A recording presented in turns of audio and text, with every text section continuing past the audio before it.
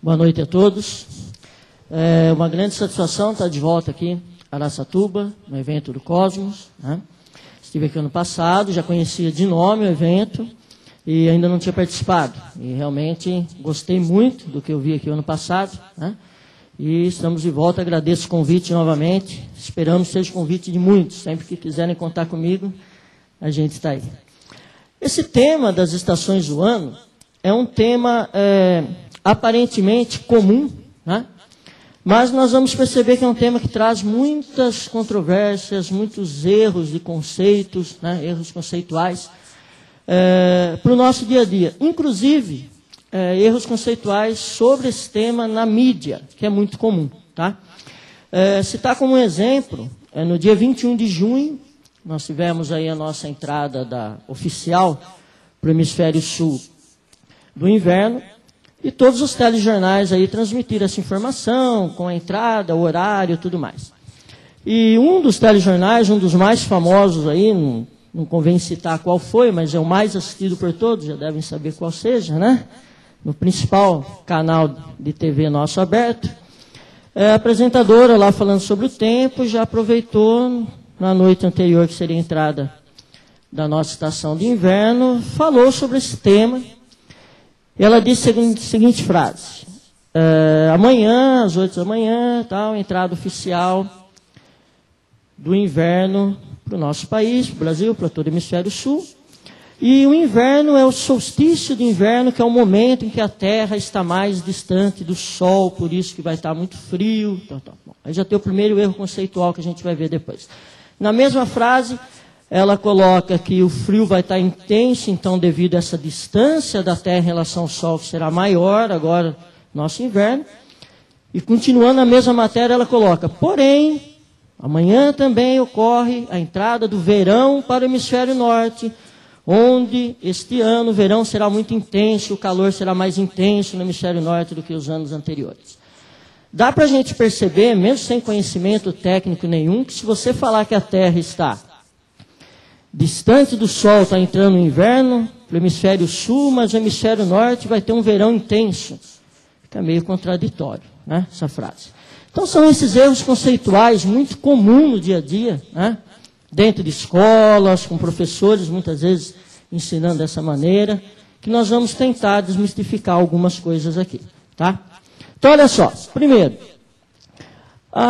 as percepções de períodos do homem, né, durante toda a nossa história, mostra que o homem sempre usou os fenômenos astronômicos para marcar a passagem do tempo. Né? Usou o céu, posição das estrelas, como o primeiro calendário usado por todos os povos foram as estrelas, né? E os eventos que ocorrem durante o ano também, eventos climáticos conhecidos, também foram pontos importantes apontados por todos os povos da antiguidade de conhecimento mútuo, né? Entre eles, nós temos aí chuvas, né? Algumas pessoas estranham ver na frente de chuvas escrito meteoros, né? Mas esse já é um dos primeiros conceitos que eu gosto de trabalhar nesse tema, que é essa palavra meteoro. Primeiro porque meteoro, quando a gente pede assim, vamos imaginar um meteoro. Não vou pedir para vocês falarem o que vocês estão imaginando, mas eu tenho certeza absoluta que 90% daqui da sala, isso é muito comum, deve estar imaginando uma rocha no espaço, né? Tem filmes sobre meteoro. Uma rocha vai vindo do espaço, vai colidir com a Terra. As crateras da Lua foram formadas por impacto com os meteoros, enfim. Essa palavra meteoro a gente usa no dia a dia sempre.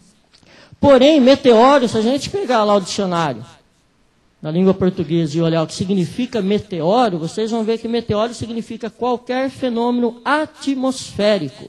Tem nada a ver com rocha no espaço. Então, chuva é um fenômeno atmosférico, assim como vento, relâmpago e tudo mais. Por isso que a meteorologia não estuda uma rocha que está lá no espaço, estuda os fenômenos atmosféricos, né? Todos que envolvem a nossa atmosfera da Terra. Por isso, quando se fala que as crateras da Lua foram provocadas por impacto com um meteoro, é errado. Provocaram impacto com um meteorito, que é um meteoroide ou um asteroide que está no espaço, colide com um astro, se torna um meteorito e faz uma cratera de impacto. Meteoro, qualquer fenômeno atmosférico. Por que popularmente a gente conhece meteoro como alguma coisa do espaço, né?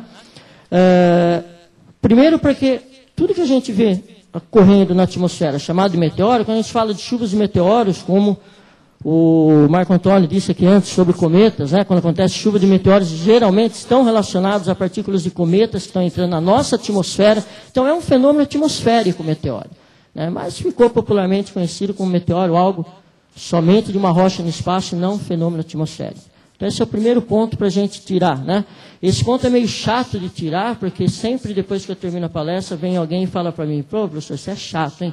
Tirou todo o romantismo, né? Aquela coisa lá de querer fazer pedido para a estrela cadente, porque então é um asteroide que entrou na atmosfera, riscou o céu e pronto, né? Não tem nada de estrela cadente, não tem, é apenas isso. Ou então os casais depois, né, que assistem a palestra, tá lá, ou se a namorada não veio, ou o namorado não veio, depois vai fazer uma noite de observação de céu, e a namorada comenta, olha, uma estrela cadente, vamos fazer um pedido. Aí o namorado que assistiu a palestra fala assim, que nada, isso é um meteoroide, riscou o céu, virou um meteoro, se desintegrou, não quer dizer mais nada. Aí acabou todo o romantismo. Às vezes acaba até o namoro, né? Culpa não é minha. Mas vamos lá. Além das chuvas, claro, as estiagens, né? Que os antigos foram agendando isso durante o passar dos anos e percebiam que aconteciam em épocas distintas. Temperatura alta e temperatura baixa, né? Cuidado aqui para a gente não usar o termo calor, né? Hoje está calor, é errado. Calor é uma forma de energia. Não tem nada a ver com temperatura, né? Então, ou a temperatura está alta, ou a temperatura está baixa. E a inflorescência, que é a época onde as flores aí estão aparecendo, que a gente conhece isso geralmente se fala que na primavera as flores aparecem. Não é só na primavera, depende do tipo de flores também, né?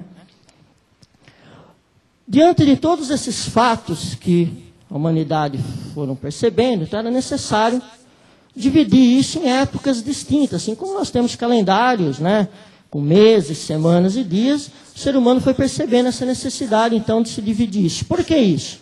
Além de uma elaboração para o calendário, que a gente precisa, né, disso, para a nossa vida social, para o nosso dia a dia, nós precisamos também, entre outros, para a agricultura, pescas, datas comemorativas e também migrações. Hoje em dia, claro que migrações não dependem mais nada de estações do ano, mas antigamente sim, né?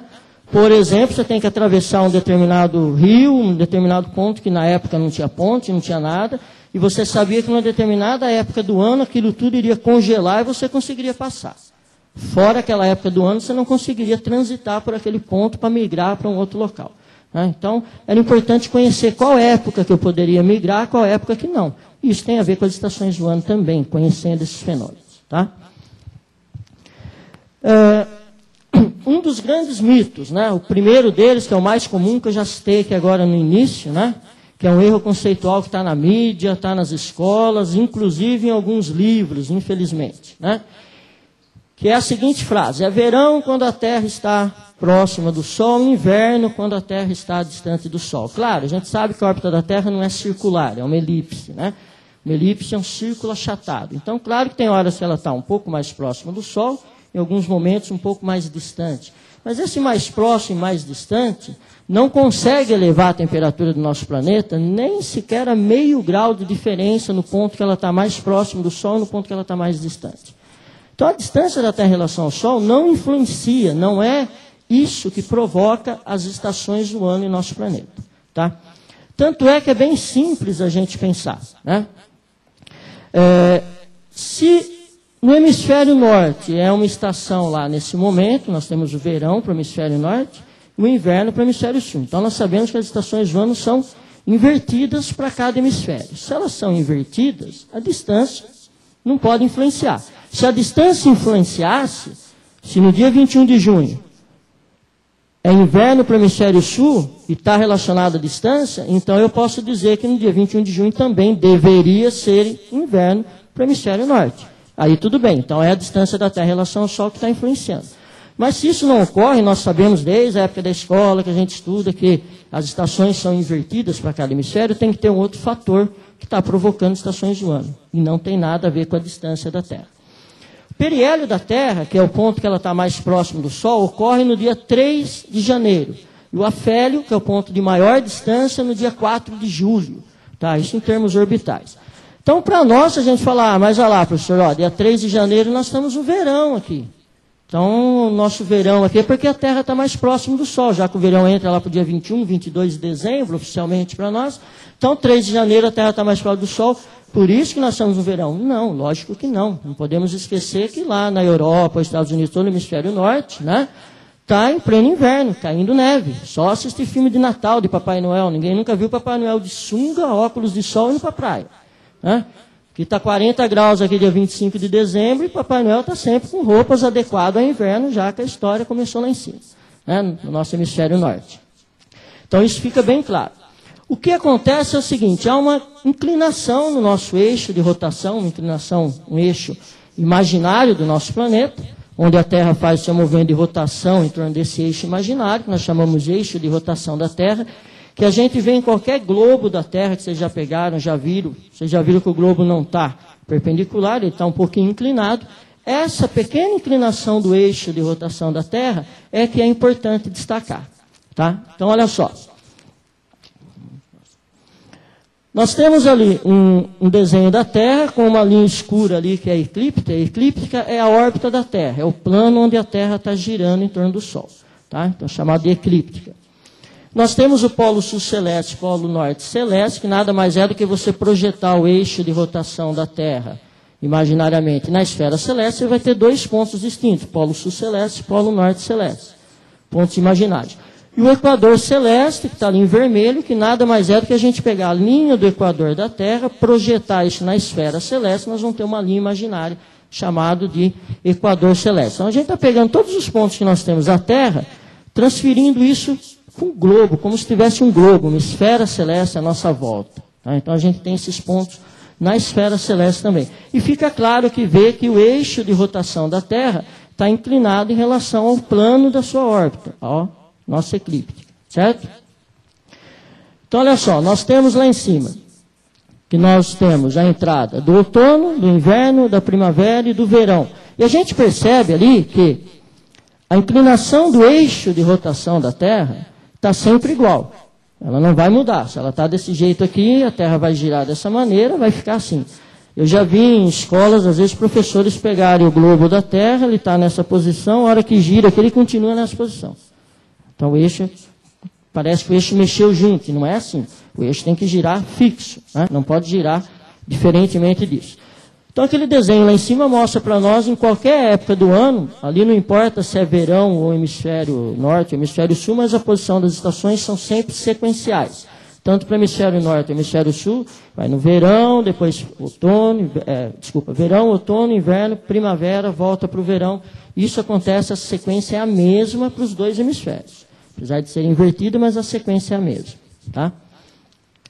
Então nós percebemos que esse eixo de rotação é o que realmente influencia a quantidade de luz e calor que a gente recebe do Sol. Né? Ou seja, se a Terra fosse, o eixo fosse perpendicular, o hemisfério norte e sul receberia a mesma intensidade de luz e calor do Sol.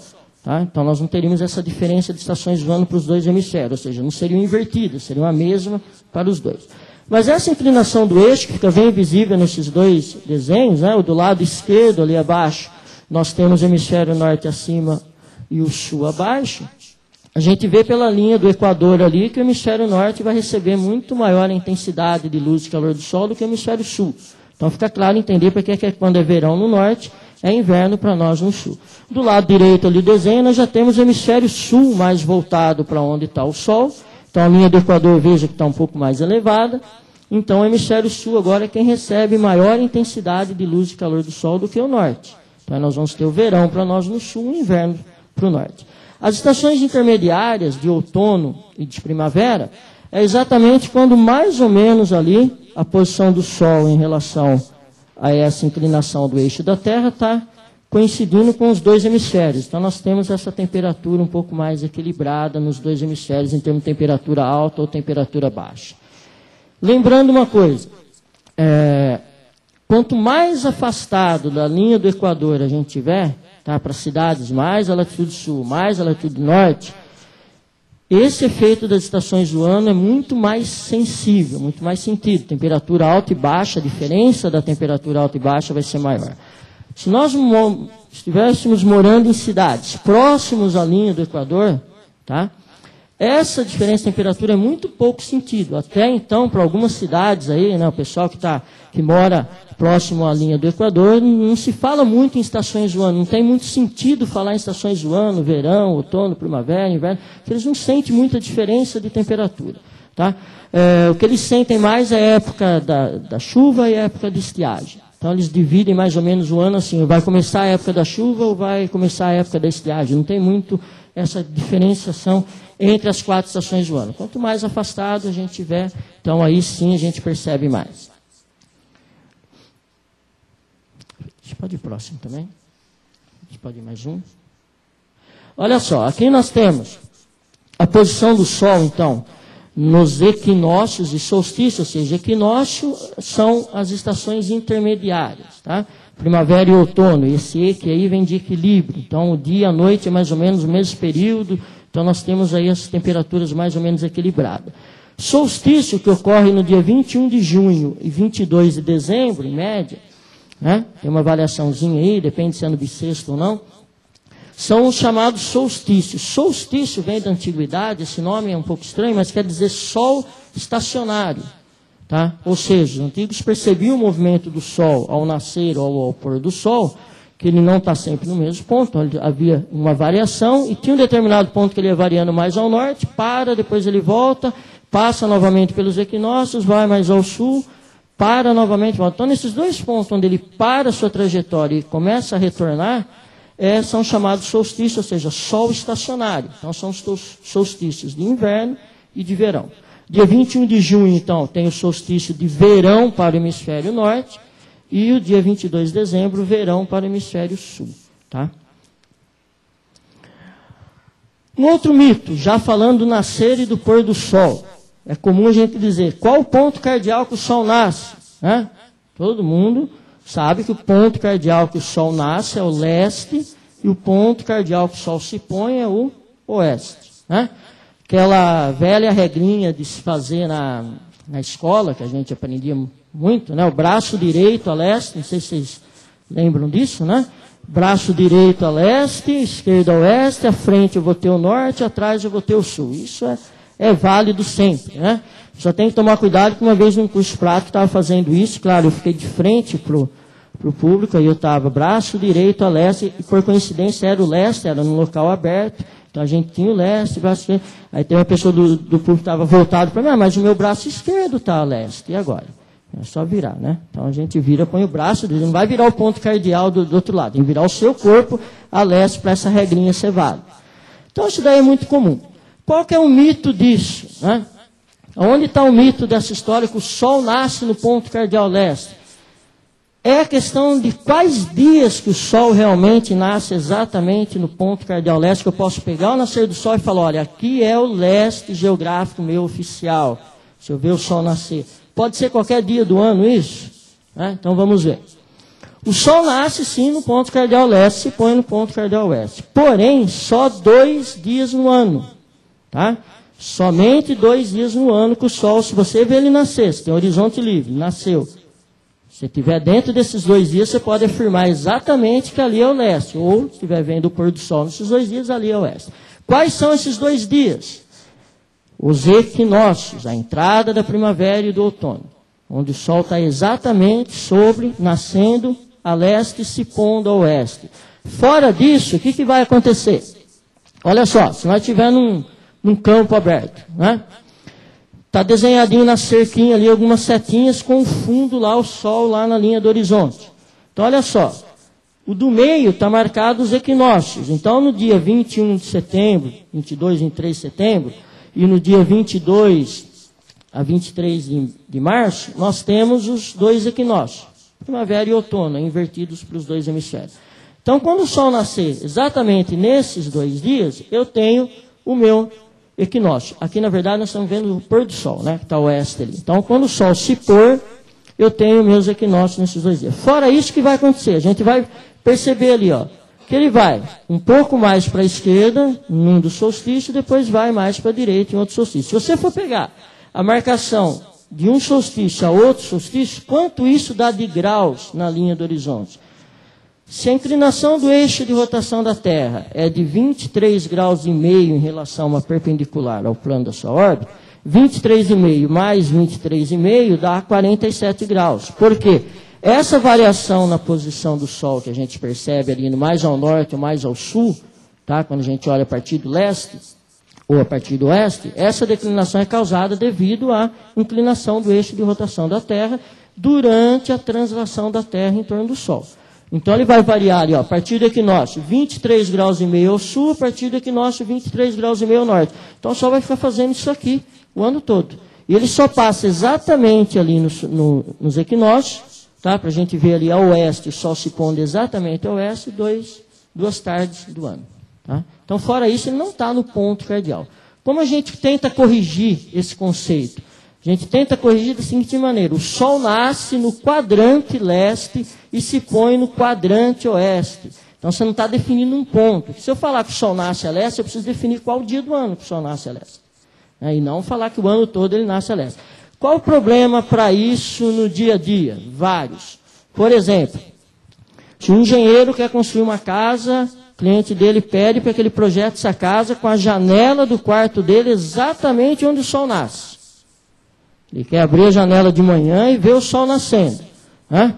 Quer dizer, se ele olhar um dia, por exemplo, lá do solstício nosso de verão, que ele está bem ao sul aqui o Sol, dia 21, 22 de dezembro, vai lá, faz a marcação. Bom, o Sol está nascendo aqui, eu vou botar a janela aqui. Daqui 6 meses o Sol está 47 graus para lá. Tem que botar a cabeça para fora da janela para ir lá ver o Sol. Então são algumas coisas comuns do nosso dia a dia. Claro que os engenheiros conhecem isso, vão corrigir essa posição tranquilamente. A gente tem que conhecer isso. Um outro fenômeno disso, dessa variação na posição do Sol, conhecida pela maioria aqui talvez, se você está, por exemplo, a sua sala de TV, a janela da sala de TV dá exatamente para onde o Sol se põe. Em algumas épocas do ano, você percebe que em determinado horário, quando o Sol está chegando, ali 5 horas da tarde, 5 e meia para ir se pôr, está uma claridade ali na janela, você tem que ir lá fechar a cortina, senão você não está enxergando nada, não enxerga nem a televisão direito. Em outras épocas do ano, isso não acontece. Está lá a janela aberta, o Sol se pôs e você nem percebeu. Isso também ocorre por causa dessa variação. Ele não vai estar sempre ali na tua janela. Vai dar essa diferença durante o ano.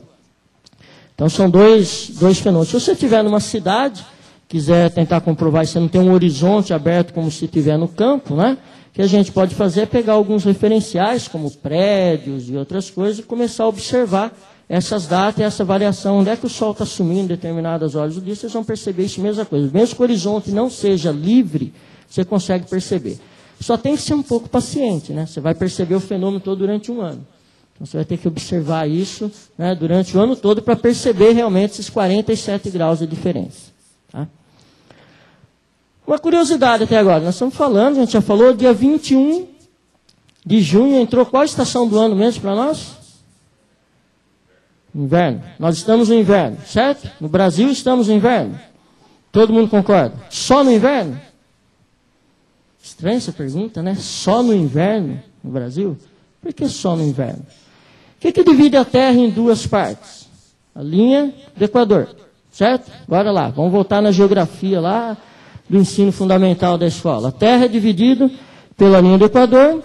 Acima, esse acima para nós ainda, vai dar uma outra palestra, isso, falar que o norte está em cima, o sul está embaixo, mas vamos usar o norte acima, o sul embaixo, como nós acostumamos, Acima da linha do Equador a gente tem o hemisfério norte, abaixo da linha do Equador o hemisfério sul. O Brasil fica acima ou abaixo da linha do Equador? Totalmente? Abaixo e acima. Então, se as estações do ano, elas são invertidas para cada hemisfério, o que acontece então no Brasil, que é um país aí praticamente continental e que é cortado pela linha do Equador? Olha lá no mapa. Lá o Roraima, Amapá, o norte do Amazonas e o norte do Pará. Se a gente estivesse fazendo a palestra lá agora, estação do ano vocês vão ter que me responder, que nós estamos agora. No inverno ou no verão?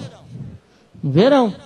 Então, antes da gente falar, olha, o Brasil está em tal estação, primeiro, você mora onde? No norte lá do Amapá? Não, então você está no verão agora, você não está no inverno.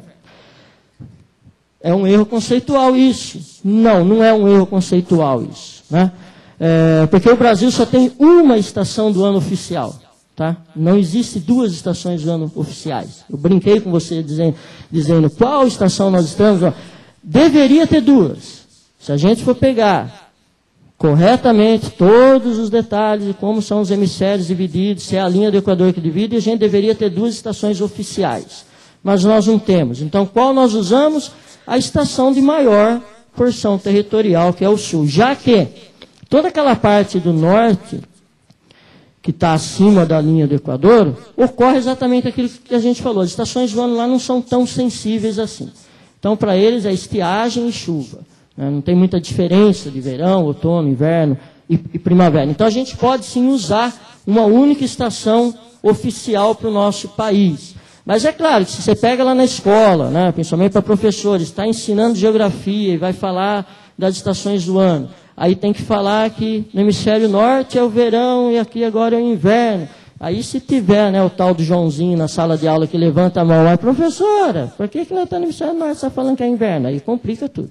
Né? Então é bom conhecer esse conceito e saber como usar. Tem que se falar, o Brasil oficialmente adota uma estação do ano, mas fisicamente ele tem duas estações ocorrendo ao mesmo tempo. Tá? Isso aqui eu coloco como curiosidade, porque tem a ver, todo o desenho da nossa bandeira nacional tem a ver com linha do Equador, uma série de coisas. Né? E é uma curiosidade, por que curiosidade? Todo mundo já olhou a bandeira nacional, percebeu que tem uma estrelinha solitária lá em cima, e todas as outras estão abaixo, né, do nosso grande lema Ordem e Progresso. Na verdade, esse lema Ordem e Progresso, aquela faixa branca ali, né, representa ali para nós a linha do Equador, ou o Equador celeste, ou o nosso próprio Equador terrestre aqui. Então, nós temos uma estrela representada acima e o restante todos abaixo. É comum perguntar, que a gente sabe que as estrelas ali representam nossos estados e o Distrito Federal. Né?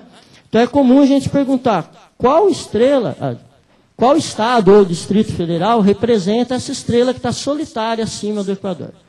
Né? Vocês pensam aí qual vocês responderiam. Quem já conhece isso sabe muito bem qual é, mas quem não conhece é automático a gente colocar, bom, se ela está se destacando, está acima das outras, mais uma vez esse acima entre aspas, né? Mas se ela está acima das outras, só pode ser a nossa capital, só pode ser o Distrito Federal que está ali em cima. Né? Então vamos ver qual que é ela. Dá para a gente seguir a setinha dela lá, né? Para a gente seguir qual estrela representa qual estado. E dá para ver que a estrelinha solitária lá em cima representa o estado do Pará. Né? Não tem nada a ver com a nossa capital, nunca foi capital em nenhum momento. Né? Então, por que ela está representando o Pará? E se a gente vê lá a representação de Brasília e do Distrito Federal, está lá embaixo, é a última lá de baixo, a menorzinha de todas, porque essa estrela realmente ela não é muito brilhante, visível olho nu que está ali representado. Então a nossa capital não tem muita importância visual dentro da nossa bandeira. Né? Qual que é a explicação mais razoável por que o Pará está lá acima e o restante está abaixo? Essa explicação foi a melhor que eu encontrei até hoje, apesar de não ser a oficial. Né? Dizem que isso foi por um acaso. Como eu não acredito nesse por um acaso, alguém pensou alguma coisa para, na hora de elaborar, colocar uma sozinha lá. Né? É que, se a gente pegar o mapa lá no alto à direita, ó, a gente vai ver o estado do Pará sendo cortado pela linha do Equador. Na época, os territórios não entravam nessa conta de porcentagem de terra. A quantidade de porcentagem de terra que tem no norte do Pará com o norte do Amazonas, que estavam acima da linha do Equador, então a porcentagem do norte do Pará era maior de todos os outros estados. Então se colocou que o Pará está ao norte, está no hemisfério norte, uma boa parte do seu território, apesar de que não é o território todo, mas é a maior porcentagem de estado do nosso país que tem no hemisfério norte, é o Pará. Então se colocou essa estrelinha representando o Pará e o restante todo abaixo. Tá? Então só uma curiosidade, só para a gente abrir, já que, como está falando, tem a ver com o linha do Equador, estações do ano, então a gente coloca essa curiosidade. Bom, e onde estão os erros até agora? A gente está falando de mitos, né? Mas tem erros também que se usa ainda hoje? Tem. Esses erros são um pouco mais chato da gente tentar entendê-los, mas eu acho que dá para ficar um pouco claro. Primeiro, a data de início de cada estação do ano começa nesse dia é um pouco errada. Por que um pouco errada? Porque vocês lembram daquele desenho lá na cerca, né? Do solstício, dos equinócios, do outro solstício. Quando o Sol está no ponto de máximo declinação para um determinado local, é um solstício. Depois ele está lá no máximo declinação, do outro lado é o outro solstício. Depois aí ele corre sempre dentro dessa faixa dos 47 graus. Então esse ponto de máxima, que nós usamos usualmente como ponto de entrada de cada estação, na verdade deveria ser o quê? O ápice de cada estação, ou seja, o meio de cada estação. Vamos tentar entender melhor no próximo. Olha só, nós temos ali onde está escrito outono, inverno, primavera e verão, é o dia da nossa entrada oficial para cada estação. Onde tem as setas vermelhas, vocês vão ver que está mais ou menos intercalado na metade de cada um, é onde deveriam ser a entrada dessas estações. Por quê? Vamos pegar o que está à esquerda de vocês aqui, onde está o nosso inverno, né? Olha só. Se você colocar que aquele ponto onde está escrito ali inverno é o ponto que o Sol vai estar máximo declinado, vamos pegar para nós o hemisfério sul, está mais declinado para o norte, então aqui nós estamos no inverno, só que no dia 21 de junho, que é o dia que entra a estação oficial para nós no inverno, é o dia exatamente que ele está mais declinado. E aí ele começa a voltar. Então, é aquele dia que ele está exatamente no meio. Aquelas duas setas indicariam o quê? Mais ou menos, aí, como cada estação dura em média 90 dias, não é 90 dias exatos, né? Então, seria o quê? 45 dias antes, 45 dias depois, e cada entrada hoje que nós temos como oficial das estações do ano, deveriam ser sim as entradas. E o que nós temos hoje como entrada do inverno, por exemplo, no dia 21 de junho para nós, no hemisfério sul, ser o ápice da estação do inverno para nós, já que é a época que nós estamos ali mais frio, com o sol mais declinado ao norte possível. Então esse é o primeiro erro. Se isso vai ser corrigido um dia, não sei. Depende de uma série de fatores. Eu trabalho, inclusive, com esse projeto no meu mestrado, então é uma coisa que a gente sente muita dificuldade nos órgãos responsáveis por isso, para abrir algum parênteses, alguma observação que poderia ser colocada. Então não sei se isso algum dia vai ser. Mas é errado a gente pensar da maneira como nós pensamos hoje. Um outro erro das estações do ano é a questão do nome das linhas dos trópicos, que nós usamos hoje. Nós conhecemos o trópico do Capricórnio, que é aqui no nosso hemisfério sul, e o trópico do Câncer, que é no hemisfério norte. Se alguém já teve a curiosidade de lá medir a distância que está os trópicos da linha do Equador, vocês vão ver que tem 23,5 graus lá da linha do Equador até o trópico de Capricórnio, e 23,5 graus da linha do Equador até o trópico de Câncer. Lembrando que esses 23,5 tem tudo a ver com a inclinação do eixo de rotação da Terra. Por isso que eles estão a essa distância. Isso quer dizer o quê? Que no dia 21 de junho, que é o verão para o hemisfério norte, o Sol está exatamente iluminando diretamente essa posição do trópico de Câncer. Então o Sol está a pino ali, está sobre a cabeça de quem mora na região ali do trópico de Câncer. E o oposto, para o nosso verão no dia 22 e 23 de dezembro, quem mora próximo ali ao trópico de Capricórnio, por exemplo, cidade de Campinas, que tem até o Observatório do Capricórnio, lá em homenagem a isso, né? Passa ali o trópico de Capricórnio, nós vamos ter no dia 22 e 23 de dezembro o Sol a pino exatamente ali naquela região. Tá? Bom, mas esses nomes foram elaborados, foram criados bem antigamente, quando não se conhecia ainda um movimento da Terra muito importante. Quando a gente fala em movimento da Terra, a gente lembra automaticamente, voltando à época do colégio, de rotação e translação. Rotação em torno do próprio eixo, translação em torno do Sol. Esses são 2 dos 15 movimentos que o nosso planeta está fazendo agora. Nós temos 15 movimentos conhecidos. Nós só estudamos 2 deles na escola. O terceiro movimento, que foi conhecido no século II a.C., por Hipparcos, ele percebeu o seguinte: ele estava fazendo o mapa do céu das estrelas, e ele pegou uns registros que tinha anterior a ele, de outras culturas, ele teve acesso, e ele percebeu que todas as estrelas que ele estava mapeando, a altura que estava no horizonte, na determinada época e tudo mais, fazendo as coordenadas dela no céu, todas, sem exceção, estavam deslocadas no céu de uma mesma maneira, uma mesma distância. Aí Hipparcos pensou o seguinte: ele já admitia que essas estrelas tinham distâncias variadas em relação à Terra, não estava tudo presa numa abóbora celeste, como muitos pensavam na época. Então ele pensou o seguinte: Para todas as estrelas terem se deslocado, por exemplo, 10 graus no céu igualmente, e elas estão a distâncias diferentes uma da outra, é impossível elas terem se deslocado, porque cada uma teria que ter uma velocidade diferente para que desse esses mesmos 10 graus para todos, já cada uma está numa distância, e uma sincronia de variação de velocidade para cada uma delas em relação a nós, seria um absurdo imaginar isso matematicamente que fosse possível. Então ele pensou o contrário. Bom, então as estrelas estão fixas, entre aspas. Quem se mexeu então fomos nós, foi a Terra que se mexeu. Se as estrelas todas foram para lá, a Terra foi para cá, por algum motivo. Aí ele pegou a data desses registros, todas que ele estava fazendo e do que ele já tinha, a diferença era de mais de 2.000 anos de um registro para o outro, por isso que ele conseguiu perceber essa diferença toda. Então ele percebeu que realmente a Terra se deslocou, ele chamou isso de movimento de precessão da Terra, tá? Que demora, para completar uma volta à precessão da Terra, demora-se aproximadamente 26.000 anos, é muito lento, por isso que nós não percebemos isso no dia a dia. O que acontece? Tem o eixo de rotação da Terra, tá? Ele vai fazer um bamboleado em torno do próprio eixo, sem alterar a inclinação. Não está alterando a inclinação, não. Mantém os 23 graus e meio e faz um bambolê, um movimento de bambolê dessa maneira. Então, ele saiu daqui 26.000 anos, ele está de volta aqui. Na minha opinião, essa descoberta de Parcos é a maior descoberta astronômica antes da invenção do telescópio, do computador e tudo mais, porque o cara fez isso a olho nu desenhando na areia, né, para poder registrar tudo isso.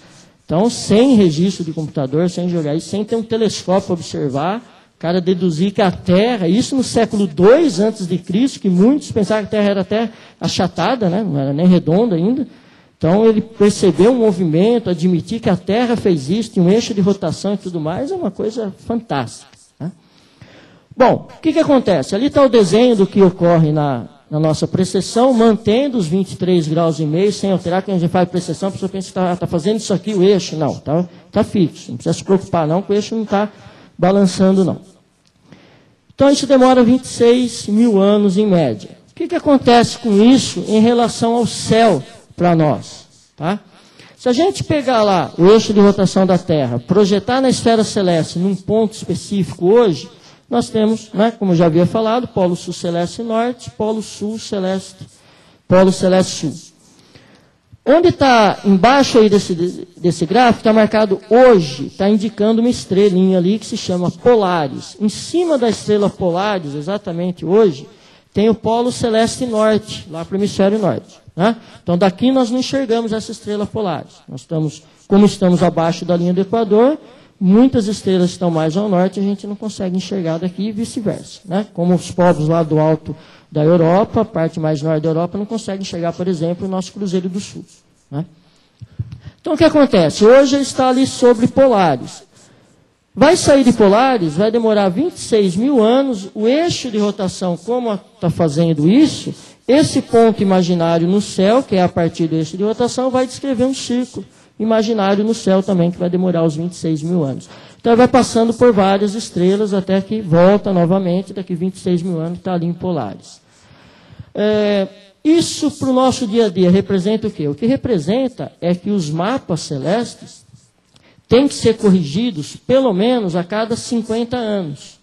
Senão você pega, por exemplo, um mapa celeste lá de 1900, Marco Antônio Sabinete, para procurar cometa, principalmente, precisa uma posição exata dos mapas, né? Se você pegar um mapa celeste e não tomar cuidado para ver em que ano que ele foi feito, e você começar a traçar a posição pelas coordenadas que ele tem, for um mapa muito antigo, por exemplo, de 100 anos atrás, vai dar uma diferençazinha boa na posição que você tem que achar o seu cometa hoje. Pode até errar o cálculo para isso, quer dizer, pode não, vai errar o cálculo para isso com certeza.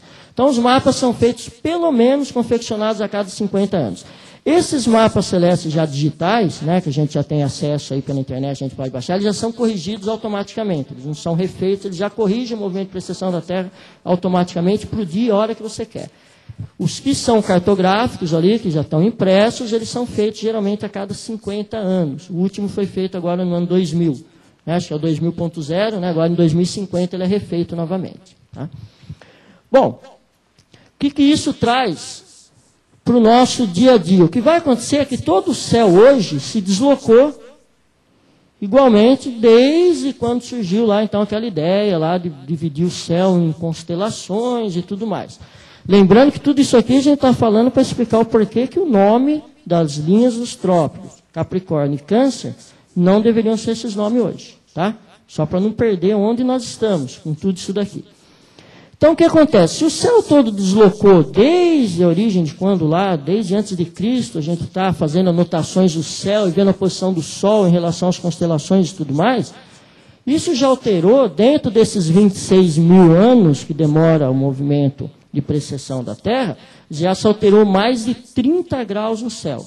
Ou seja, o que acontece? Eu tenho a posição de uma estrela aqui na data de hoje. Tal dia, tal hora, está aqui. Beleza. Há 4 mil anos atrás, tal dia, tal hora, do mesmo época que eu queria ver, ela estaria 30 graus deslocada desse ponto. Tá? Então, esse erro na posição das constelações que nós temos hoje, que é corrigido pelo movimento de precessão, nos traz algumas ideias interessantes. Por exemplo, ali está a gente fazendo o efeito inverso agora. Vamos imaginar a Terra parada, que é melhor para a gente imaginar isso, a Terra estando parada, do que o Sol parado e a Terra girando em torno do Sol. Por quê? Se eu tenho o Sol ali no meio, eu sou a Terra, enquanto eu estou girando em torno do Sol, ao meu fundo aqui vai variar as constelações que eu tenho, certo? E, mesma coisa, se eu tiver o Sol aqui, quando está lá daquele lado de lá, eu estou vendo uma determinada constelação. Conforme eu estou virando em torno do Sol, eu vou vendo outras constelações sendo cobertas pelo Sol. Então, para facilitar essa coisa, a gente vai imaginar a Terra parada e o Sol girando em torno. Claro que todo mundo sabe que é ao contrário, tá? Então, durante o ano, o que vai acontecer com o Sol? Ele vai fazer um trajeto dentro de algumas constelações e vai cortar essas constelações, vai formar uma linha no nosso céu, uma linha imaginária, chamada de linha do zodíaco. Na verdade, ali, nada mais é do que a linha da eclíptica, do plano da órbita da Terra, né? Porque, na verdade, é a Terra que está se movimentando no seu plano orbital e está fazendo essa linha imaginária do Sol nas constelações. Se conhece por linha do zodíaco, né? Que é o círculo de animais, que a astrologia há muito tempo usou isso para definir personalidade humana e tudo mais, que não vem ao nosso caso aqui agora debater sobre isso. Mas nós percebemos ali que se teve essa movimentação no céu de 30 graus, quando se definiu as constelações, para até hoje, então o que acontece? Nos 2 solstícios, que é quando o Sol está estacionário e vai começar a voltar naquele movimento da linha do horizonte que a gente percebe, se definiu essas linhas dos trópicos, então, com o nome da constelação que o Sol ocupava naquela época no céu. Constelação que estava ao fundo para nós observando o Sol. Então, no dia 21 de junho, o Sol estava, há 3 mil anos atrás, 2 mil anos atrás, na constelação de Câncer. E no dia 22, 23 de dezembro, na constelação de Capricórnio. Então, se definiu esses 2 nomes da linha dos trópicos, relacionado à constelação que o Sol estaria ocupando naquele momento. Por que eu estou falando estaria ocupando? Porque não se conhecia a precessão naquela época. E quando veio conhecer a precessão, e hoje qualquer programinha digital mostra para vocês, porque se você tentar ver, mas onde é que o Sol está? Eu estou olhando durante o dia o Sol, não estou vendo qual constelação que está ao fundo, né? Então não dá para a gente ver isso a olho nu. A gente tem que requerer algum programa computacional para a gente colocar e ver onde o Sol está. Ou durante um eclipse total do Sol, que vai comprovar realmente a posição do Sol em tal constelação. Como eclipses totais do Sol é raro para a gente conseguir observar e comprovar isso, a gente tem que recorrer a uma carta celeste. Tá? Então, olha só. Aqui tem um exemplo dessas cartas celestes, são várias que tem aí, todas gratuitas na internet, vocês podem procurar, vocês procurem por planisfério celeste ou programas de planetário, vocês vão encontrar várias, né? Essa daqui é uma delas. Ali nós temos a posição do Sol, lá no alto, vocês vão ver uma data lá, ó, 700 a.C., dia 21 de junho, 700 a.C., para a região do Presidente Prudente, que é a nossa região aqui, né? Tá? Olha a posição que está o Sol ali, e nós vemos um quadrante desenhado em torno do Sol, só aquela parte central, aquela bolinha amarela que nós estamos vendo com uma setinha sobre ele, e dá para ver visivelmente que ele está na constelação de Câncer, certo? A gente consegue ver ali o nome da constelação Câncer, o Sol nessa posição. Aquela linha que está cruzando o Sol na diagonal ali, subindo e descendo, é o caminho imaginário percorrido pelo Sol, que é a nossa linha da eclíptica ou linha do zodíaco. Tá? Então nós estamos vendo, só que a data lá em cima, lá na parte azul, lá, o Presidente Prudente, 700 BC, 6, mês 6, dia 21. Essa é a posição do Sol. Veja que há um quadrante da constelação ali, né? Toda essa linha aí a gente chama do quadrante da constelação demarcado no céu. Isso também foi demarcado mais corretamente de uns 100 a 200 anos para cá, que tem uma linha exata realmente, que todo mundo usa, não é cada um vai usar o seu não, tem um mapa celeste único para todos nós usarmos hoje, senão iria virar uma bagunça danada, ninguém ia conseguir localizar nada no céu. Então, essa é a posição que o Sol estaria no dia 21 de junho do ano 700 a.C. Devido ao movimento de precessão, temos então essa diferença de 30 graus de uma constelação para outra, se a gente imaginar a Terra girando em torno do Sol. Então, nós temos duas linhas ali, a que nós tínhamos antes e a que nós temos hoje. Tá?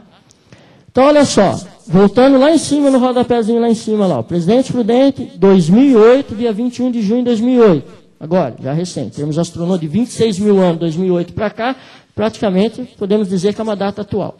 Né? Olha lá a posição que está o Sol. Aquela linha que ele já está atravessando ali, ó, está sobre uma linha diagonal, dá para ver bem no alto da imagem ali que está escrito Gêmeos. Então ele já saiu de Câncer, atravessou a constelação de Gêmeos todo, já está na divisa entre Gêmeos e Touro. Tá? Então já passou esses 30 graus, ele já atravessou quase Gêmeos todo. Né? Ou seja, no dia 21 de junho, nossa época atual, o Sol está em Gêmeos. Então se a gente quer manter as linhas do Equador com a origem correta do seu nome, representando onde o Sol estacionou e começou a voltar, já que o nome solstício é isso, Sol estacionário, nós deveríamos corrigir também, pelo movimento de precessão, o nome das linhas dos trópicos. E colocar, então, hoje como trópico de Gêmeos, no lugar de trópico de Câncer. Tá? Tem o mesmo efeito agora para o trópico de Capricórnio. Aqui está a imagem mais aumentada, a gente está falando de Gêmeos, ainda que vocês podem ver que a maior parte do Sol ainda está em Gêmeos, não atravessou ainda totalmente para Touro. Tá? Já no ano 2099, 21 de junho de 2099, o Sol vai entrar exatamente, praticamente inteiro já na constelação de Touro. Então nós podemos dizer que a partir do ano 2100, já poderíamos chamar mais de trópico de Gêmeos e trópico de Touro. Você vai falar, mas e daí? Isso daí para quê? O que é que vai mudar? Né? Amanhã eu vou ter que almoçar, vou ter que trabalhar, vou ter que fazer tudo de novo. O que é essa doidura toda? A ideia é o seguinte, para o ensino de astronomia, isso aqui seria um gancho enorme para se falar muitos conceitos nas escolas. Não só na área da astronomia, mas geografia, história e tudo mais. Né? De maneira global, que é o que todo mundo gosta de usar hoje, a tal da globalização. Né? Então, olha só, isso aqui seria uma ideia que se pudesse ser corrigido, que deveria ser, se pudesse ser acrescentado isso em aulas, seria um gancho enorme para a gente falar de astronomia, de posição do Sol, de esfera celeste, de movimento da Terra e um monte de outros conceitos juntos. Então, essa que seria a ideia. Tá? Pode mais um, está 2100. Aqui vai estar mostrando em 2008, né, no dia 21 de dezembro, a posição do Sol já na constelação de Sagitário, né, não está mais em Capricórnio, então hoje deveria ser trópico de Sagitário. E não trópico de Capricórnio, o nosso trópico aqui do hemisfério sul. Então, aí estão os nomes que deveriam ser alterados. Como uma última constatação, então já me avisaram do tempo aí, tem menos de 10 minutos, mas vai dar tempo tranquilo de cumprir o que a gente queria. Uma última constatação, também isso aqui por curiosidade. Tá? Claro que sempre, mesmo quem é cético, quem não seja cético, já pegou signo para olhar, já leu sobre horóscopo, já quis ver se a namorada ia largar dele, se ia arrumar emprego, se ia ser atropelado, enfim, qualquer coisa, já olhou horóscopo. Tem gente que não sai de casa sem ler o horóscopo diário ali para saber o que vai acontecer. Então nós não vamos debater astrologia, mas apenas como uma curiosidade. O que a astrologia diz? Quando você nasce, qual a posição que o Sol está no céu, ou seja, qual constelação o Sol está ocupando no céu naquele momento, onde o Sol está naquele momento que você nasce é o seu signo. Então, se o Sol está na posição de peixes, você é pisciano, o Sol está em touro, você é taurino e assim vai. Né? Se vocês conhecem, muito bem. O problema é que a astrologia, quando foi criada, foi desenvolvida pela humanidade, a astrologia começou lá no ano 4000 a.C. Tanto é que a astrologia é a mãe da astronomia. A astronomia é a filha rebelde que se rebelou contra as ideias da mãe, fugiu de casa, foi seguir vida própria, né? Então, a astrologia até hoje, ela mantém uma Terra estática, uma Terra parada no universo, né? E tudo girando em torno da Terra para se construir os mapas astral, para falar do signo de cada um. Porém, como movimento de precessão, como nós falamos que o céu se deslocou já desde lá de 4000 a.C. até hoje, cerca de 30 graus no céu, o que vai acontecer quando você nasce hoje, a posição que o Sol está ocupando hoje não é a mesma que era de 4000 anos atrás, né? Então já mudou. Isso deveria ser corrigido nos mapas. Infelizmente não são, né? Alguns astrólogos sabem aí que existe esse movimento de precessão, mas eles falam que se corrigir não funciona. Vai mudar a personalidade da pessoa, não funciona. Tem que ser como era antes. Não sei o porquê que não pode corrigir, né? Mas tudo bem. Então pode pôr o próximo slide. Localizem a data de nascimento de vocês nessa tabela.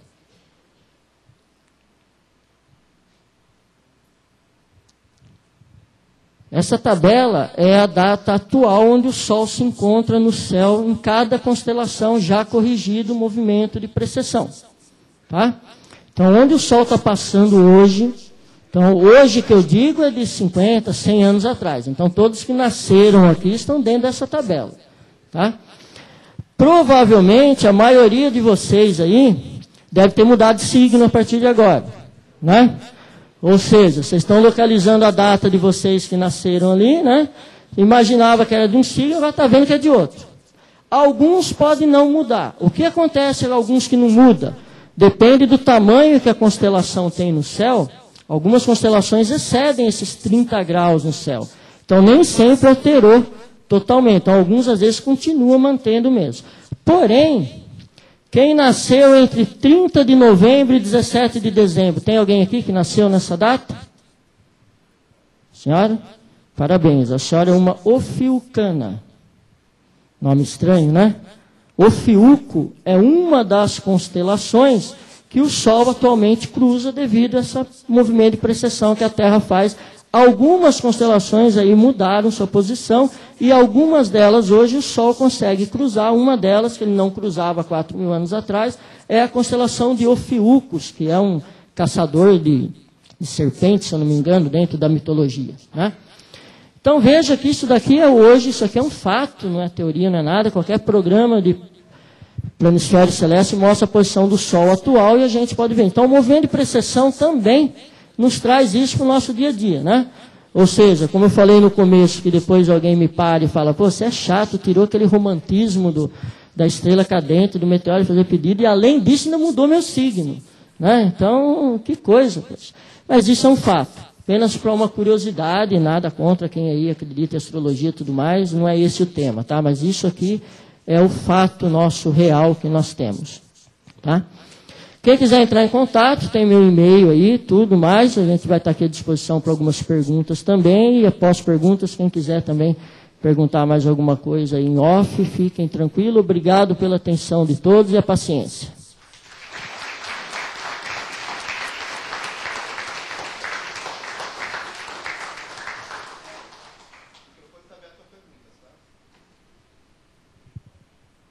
Por favor, alguém pergunte alguma coisa, tá? Quando ninguém pergunta nada, a gente pensa assim, ou todo mundo entendeu tudo, ou ninguém não entendeu nada, que não consegue nem elaborar uma pergunta para fazer. Então, por favor, alguém pergunte.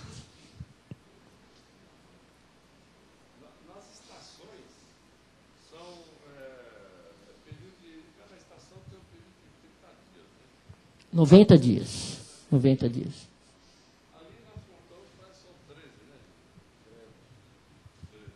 O senhor está falando, desculpa, você está falando das constelações aqui. Sim, em média, 30 dias. O Sol estaria ocupando uma constelação. Mas esse em média é muito relativo, porque, se quiser voltar um slide antes, se a gente pegar as datas ali, a gente vai ver que, por exemplo, lá em Escorpião, ele fica, 6 dias, 7 dias apenas. Escorpião é uma constelação enorme no céu, né? Todo mundo que já observou o Escorpião sabe. Só que o Sol cruza só uma pequena parte dele, um pequeno quadrante dessa constelação. Então isso aqui é muito relativo, dizer que em média cada constelação ele vai estar exatamente 30 dias. Quando a astrologia definiu isso, 4.000 anos antes de Cristo, não havia aquelas linhas exatas definindo uma constelação para outra. Então eles se dividiram mais ou menos em 12 para dar uma média de 30 dias que o Sol ocupasse cada constelação. Mas fisicamente não é assim que ocorre, né? Então o universo está mutável, está mudando constantemente. Então não é dessa maneira. Por isso que entra essas datas todas diversas aqui para a gente. Alguma pergunta mais? Lá Por atrás. favor, pode se aproximar. Era de Aquário, uma pergunta clássica essa, né? Tentar responder rapidamente. Precisaria de uns gráficos que eu não tenho aqui, mas tentar responder. Se a gente imaginar o plano da órbita da Terra e o equador celeste, a eclipse e o equador celeste, eles vão se cruzar, certo? Já que um está mais inclinado em relação ao outro, um está dentro do outro, você vai ter 2 pontos de intersecção dessas linhas no céu, 2 pontos imaginários. Um desses pontos é chamado de ponto gama, tá? Que estava na constelação de Peixes até pouco tempo, e agora está indo para a constelação de Aquário. Por que está indo? Porque como isso é uma intersecção, um ponto imaginário no céu, devido à precessão, esse ponto está alterando, assim como o Sol também altera, né? Então esse ponto está caminhando entre as constelações. Então nós estamos na chamada Era de Peixe, porque o ponto gama está no quadrante da constelação de Peixe. E está indo para Aquário, tá? Na constelação de Aquário. Que oficialmente, pelo movimento de precessão da Terra e os cálculos feitos hoje, oficialmente o ponto gama, que é essa intersecção da eclíptica com o equador celeste, um desses 2 pontos, vai entrar na constelação de Aquário a partir do ano 2599. Tá? Então, a Era de Aquário oficialmente entraria em 2599, que para a astronomia, a Era de Aquário apenas vai representar qual a constelação que se localiza o ponto gama, que hoje é a Era de Peixes, e vem a Era de Aquário, e assim vai vir todas as eras até dar a volta novamente, vão demorar os 26.000 anos. Não sei se ficou claro, sem os gráficos é meio difícil para poder acompanhar, mas acho que... Né? Mais alguma? Sim?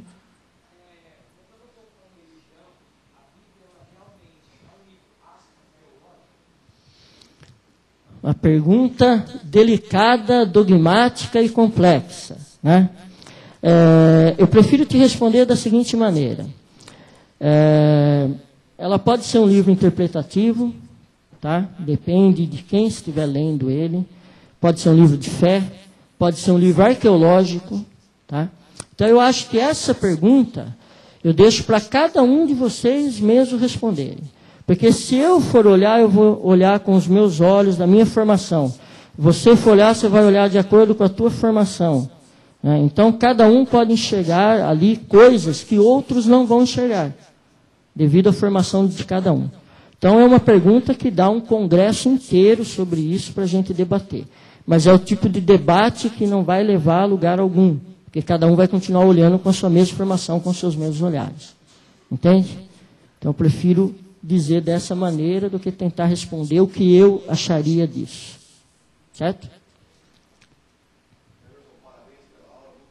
Obrigado.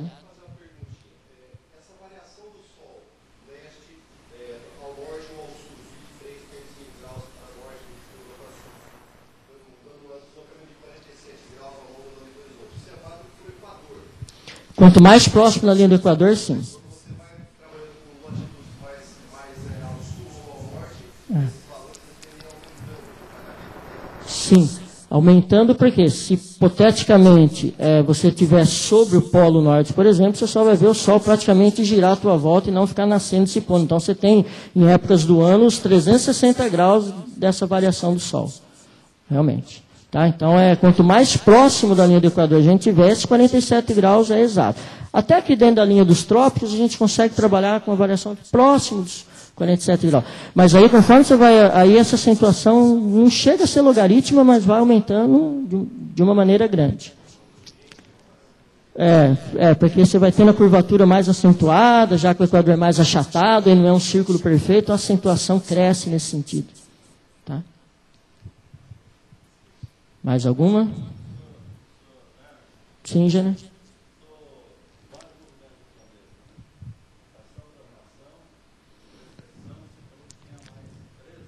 São, além desses, são mais 12, são 15 no total. Eu não vou lembrar dos 15 de cabeça, assim, tá? Mas vamos lá, tem a rotação em torno do próprio eixo, translação em torno do Sol, a precessão, que é isso que nós vimos. Junto com a precessão, a influência gravitacional da Lua faz com que, na verdade, quando a gente olha no céu e vê aquele desenho do círculo representado pelo eixo de rotação da Terra, não é um círculo perfeito, ele vai fazendo umas variações. Essas variações são pequenas em termos de graus, mas ocorre chamado de nutação. Isso é um efeito gravitacional da Lua sobre a precessão da Terra. Além disso, nós temos o movimento que o Sol faz em torno do centro da nossa galáxia, que é a translação do Sol em torno do centro galáctico, que dura aproximadamente 250 milhões de anos. Então, a Terra também está fazendo essa translação em torno do centro da nossa galáxia. Nós temos o movimento da nossa galáxia dentro do grupo local de galáxias, que é um movimento próprio da galáxia. Nós temos o movimento do grupo local de galáxias com os outros grupos de galáxias.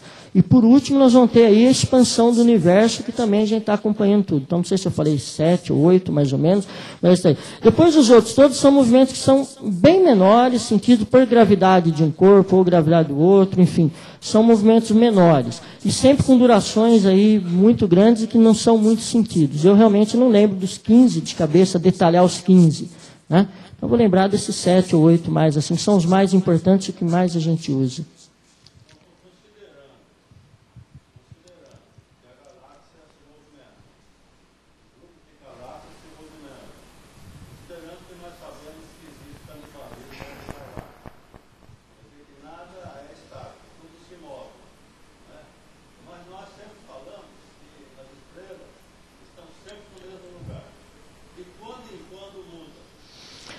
Se a gente conseguisse colocar aqui um programinha de computador agora, mostrar o nosso céu de hoje, devido a essa rotação da própria galáxia, vamos chamar isso de uma rotação galáctica, onde o Sol está fazendo a translação em torno do centro da Via Láctea.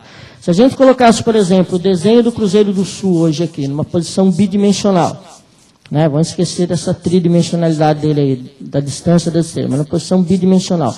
O desenho que o Cruzeiro do Sul faz hoje no céu, a gente colocar isso para daqui 100 mil anos, está totalmente desconfigurado. A posição é outra. Por quê? Cada estrela está a uma distância diferente do centro da nossa galáxia. Aí vale laser Kepler também. Quanto mais próximo você está, mais rápido o movimento. Quanto mais distante, vai diminuindo esse seu valor do movimento. Enfim, então você vai ter cada estrela com uma velocidade diferente, fazendo um trajeto diferente no céu. Então vai desconfigurar todo o céu. Só que isso demora muito. Por isso que de 4 mil anos atrás para cá, o nosso céu mudou. Ele mudou. Se a gente colocar, mas a mudança percebida a olho nu é pequena, né? Fotometricamente falando, a gente já consegue medir isso, saber quanto vale. Mas para perceber isso a olho nu, seria para daqui 100 mil anos, mais ou menos, você começar a perceber que as constelações já mudou. O desenho delas, que habitualmente a gente conhece. Olhando, a gente já reconhece os desenhos. Se hipoteticamente pudéssemos, né, fazer como no, sei lá, Jornada nas Estrelas, Big Bang Teoria, lá, né, se teletransportar daqui no tempo para 100 mil anos à frente e olhar o céu, a gente não conseguiria reconhecer nenhuma das constelações que a gente consegue reconhecer hoje. Estaria tudo totalmente mudado.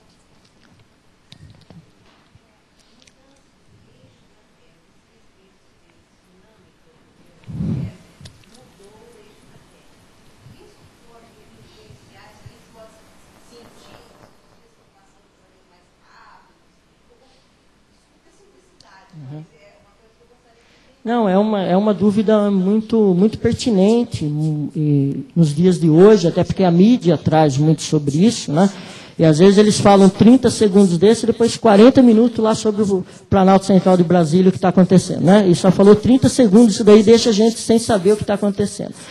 Então, esse último tsunami foi um dos mais fortes, que saiu na mídia, que o eixo de rotação sofreu uma alteração, sofreu de 0,00025 segundos de arco. São 4 zeros até o 25.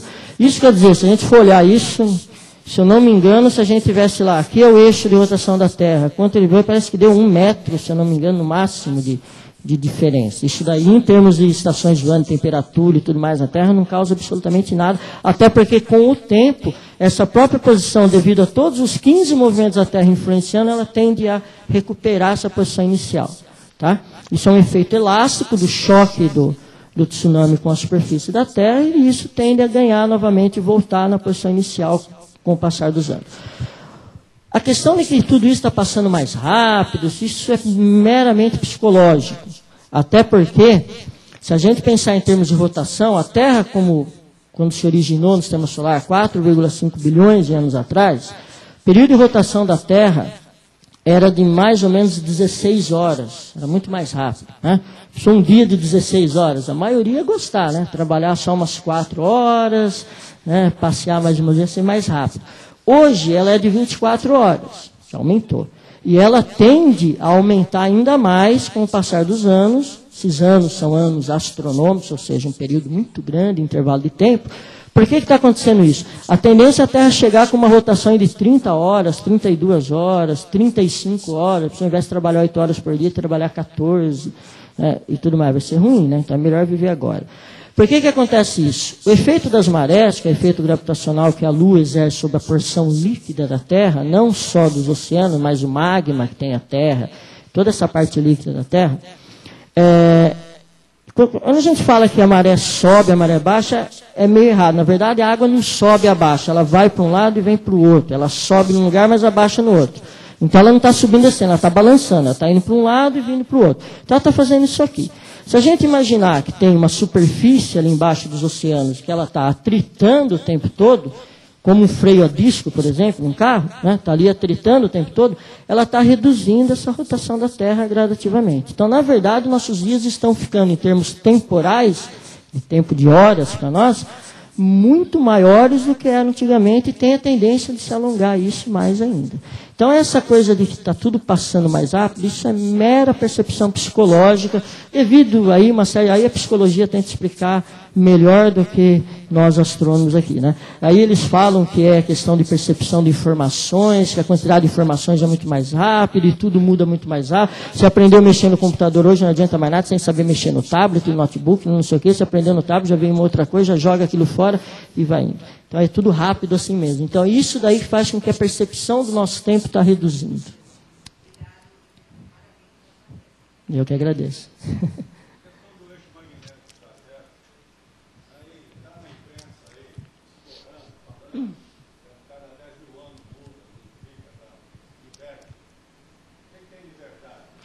A inversão magnética da Terra acontece. A data correta ninguém conhece, nem os efeitos físicos do porquê que há essa inversão de polaridade.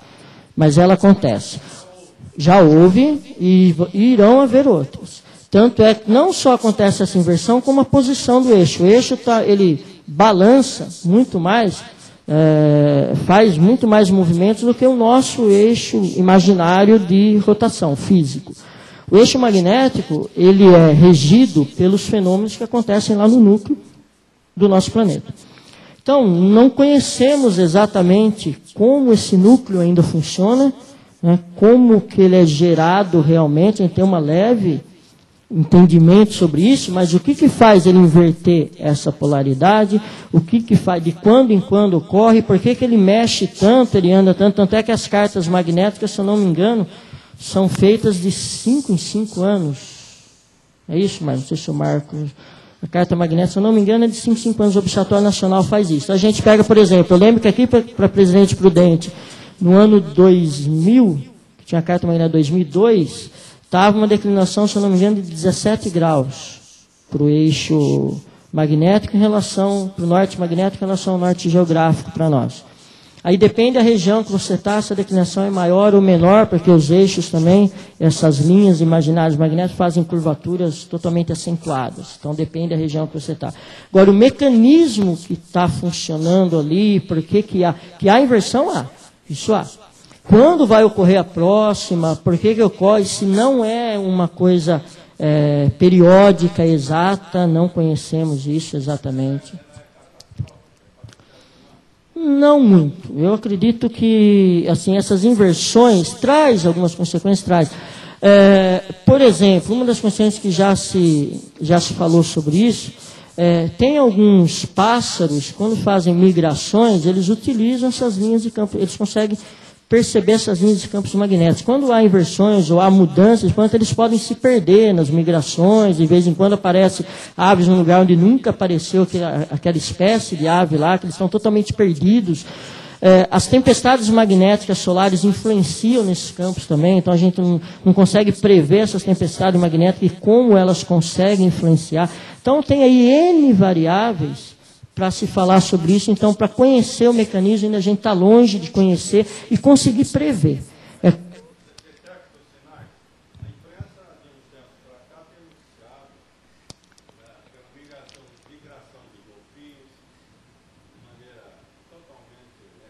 Uhum. Parece que o suicídio, mas não é. Estão enganando com essa linha magnética de orientação.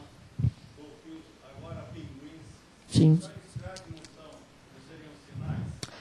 Então, o problema são essas N variáveis que influenciam. Por exemplo, entre elas as tempestades magnéticas solares, que acabam influenciando. E nós estamos num pico de máxima atividade solar. Agora, final de 2012, início de 2013, a gente vai passar o ciclo de 11 anos solar. Então, e esse ciclo tende a aumentar e tende a, de certa forma, influenciar no campo magnético da Terra. Então, essa diferença hoje pode ser em função de que nós não percebemos como seres humanos, mas alguns animais que necessitam dessas informações estarem sempre realizados, começar a ter alguma alteração, alguma variação, se perderem. Então, não é bem um anúncio de que vai haver uma inversão de polaridade magnética na Terra hoje, porque as variáveis são muitas aí envolvidas.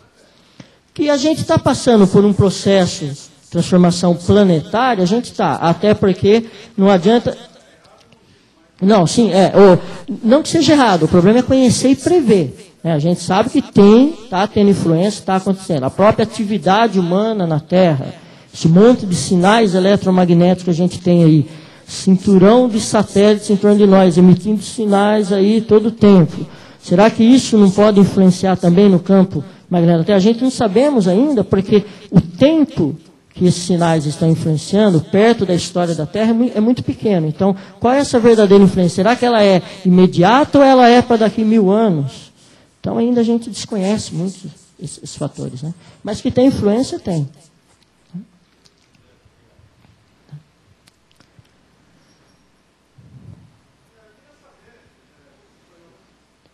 Você pode falar.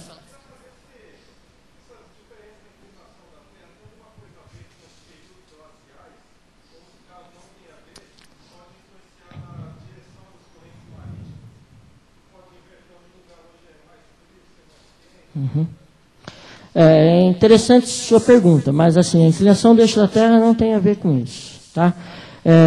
Esses fatores estão, segundo os últimos estudos, muito mais ligados à atividade solar do que à variação, pequena variação que o nosso eixo também sofre devido aos 15 movimentos e tudo mais. Claro que o nosso eixo tem uma variaçãozinha, mas ela é mínima em termos de graus, tá? Vão dar alguns segundos de arcos aí.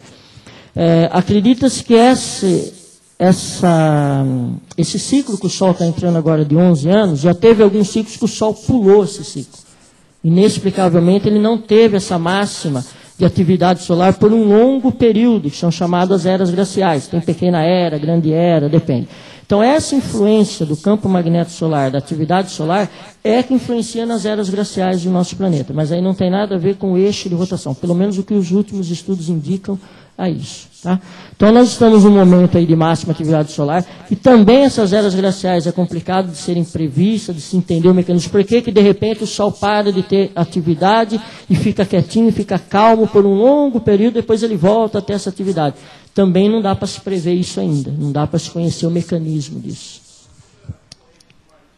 Aí essas correntes, devido a essa variação da atividade solar, você começa a variar a temperatura global da Terra, aí você altera toda a meteorologia da Terra, você altera a parte climática atmosférica, ou seja, as correntes atmosféricas vão sofrer variações, consequentemente correntes marítimas também. Então, locais que hoje são quentes podem se tornar frios, locais que eram frios podem se tornar quentes. Isso acontece realmente, essas inversões térmicas acontecem nesses períodos glaciais.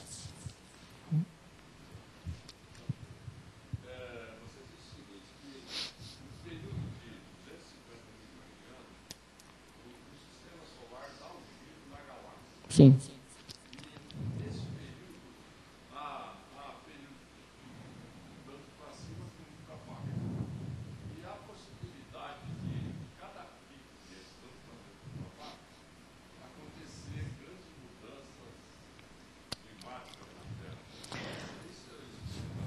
Esses picos que ocorrem digamos assim, no humor do Sol. A gente depende um pouco do humor do Sol, como que o Sol está bem humorado ou não. Não depende aí da posição que ele está em relação à galáxia, enquanto ele faz o movimento dele em torno da galáxia. O que a gente pode sofrer de influência da translação aí do sistema solar em torno do centro da galáxia é que, como cada um está viajando uma velocidade diferente e tudo mais, nós vamos passar por regiões, por exemplo, da galáxia, devido à nossa velocidade ser maior ou menor de estrelas vizinhas, dependente da distância que nós estamos do centro, nós vamos passar por regiões aí onde tem uma aglomeração maior de estrelas. Então você pode ter uma influência gravitacional um pouco diferente do que nós temos hoje. Mas mesmo assim, isso ainda é um pouco deturbado na própria área da astrofísica, o que realmente pode influenciar ou não, porque mesmo o Sol passando em regiões de grandes aglomerações de estrelas, a distância entre uma estrela e a outra ainda continua sendo tão grande que não deve influenciar gravitacionalmente, por exemplo, diretamente nos planetas do sistema solar. Então, isso em termos climáticos. Tá? Então, a gente deve ter. A gente pode ter, sim, alteração, por exemplo, na velocidade que o Sol está fazendo a translação em torno da galáxia. Consequentemente, todo o sistema solar pode aumentar ou reduzir essa velocidade. Mas esse é aquele tipo de coisa. Como nós estamos junto com o sistema solar como um todo, climaticamente, falando em termos da Terra, de efeitos gravitacionais de fora, nós vamos sentir isso. Então, é difícil também falar o que pode e o que não pode influenciar gravitacionalmente. Até porque são 250 milhões de anos. Né? Então, para a gente saber qual região nós vamos estar daqui a um tempo, é muito tempo para conseguir medir isso estatisticamente, falar, está alterando isso, porque o Sol está indo para lá, está indo para cá. Então, seria ter um longo período de registro, né, disso, para saber se realmente tem influência ou não. Nós estamos nem engatinhando, nem do berço saiu ainda. Né? Quando a gente fala, o mandato está engatinhando, está nada, a gente nem abriu o olhinho ainda. A gente está lá ainda tentando entender o que está acontecendo à nossa volta. Né? Mais alguma pergunta? Clóvis, não sei se dá tempo, mais alguma, se tem que encerrar.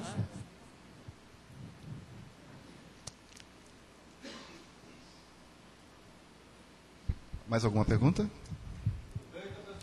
Aproveita. Bom, então a gente quer agradecer a presença aqui do professor Emerson Pérez, pela palestra, pelo monte de perguntas que aconteceram. Foi bem bacana, bem esclarecedor para a gente. Muito obrigado. Eu que agradeço. Tá bom? E até o próximo ano. Obrigado a todos.